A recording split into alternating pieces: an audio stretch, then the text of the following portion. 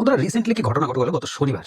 Donald Trump ভেনেজুয়েলার উপর এমন ভাবে আক্রমণ করলো, একদম অবাস্তব ঘটনা।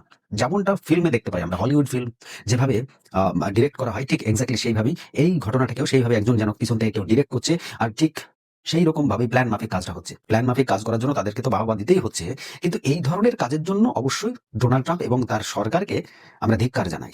যে এই ধরনের কাজ কি করে সম্ভব? একটা স্বাধীন রাষ্ট্র, সেই স্বাধীন রাষ্ট্রের স্বাধীনতা ছিনিয়ে তার রাষ্ট্রপতিকে অ্যারেস্ট করে অন্য আরেকটা দেশে নিয়ে এসে, সেই দেশের অন্য যে দেশে নিয়ে আসা হলো, সেই দেশের আইনের আন্ডারে তার হবে বিচার। তার অপরাধটা কি?